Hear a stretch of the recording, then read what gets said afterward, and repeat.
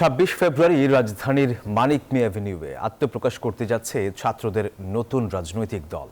আহ্বায়ক হিসেবে অন্তর্বর্তী সরকারের উপদেষ্টা নাহিদ ইসলামের নাম চূড়ান্ত।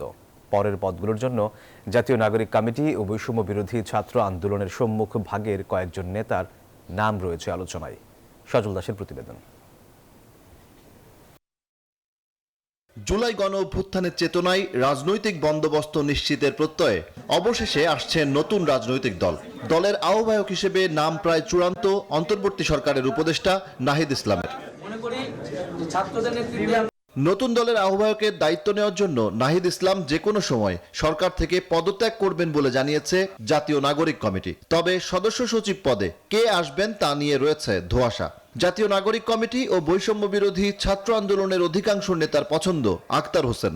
মুখ্য সংগঠক ও মুখপাত্র পদের জন্য আলোচনায় আছেন সার্জিস আলম ও হাসনাত আব্দুল্লাহ। এরকম পরিস্থিতিতে ফেসবুকে উত্তাপ ছড়াচ্ছে।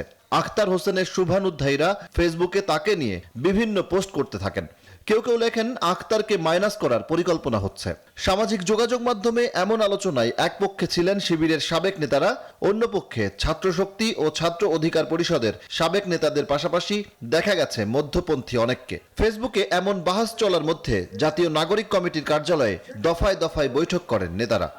আমরা একটি কালেকটিভ লিডারশিপ চাই এবং আমরা বর্তমান রাজনীতিতে নতুন একটি রাজনীতির পরম্পরা যেতে চাই, যেখানে আমরা কোথাও আমরা কোনো ব্যক্তি পূজা চাই না। জিয়াবাদের মধ্য দিয়ে আবারই কোনো হলো এরকম ব্যক্তি পূজা অথবা কোনো পরিবারতন্ত্র এগুলো মানুষের সামনে জেঁকে বসুক, এই ধরনের কোনো পরিস্থিতি আমরা চাই না।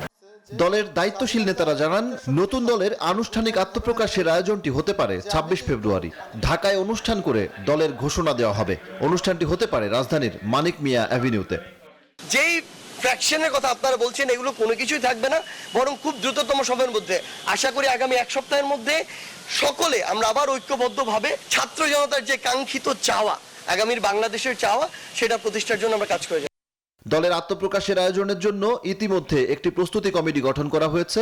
এই কমিটিতে জাতীয় নাগরিক কমিটির 68 জন ও বৈষম্য বিরোধী ছাত্র আন্দোলনের 30 জন নেতা রয়েছেন।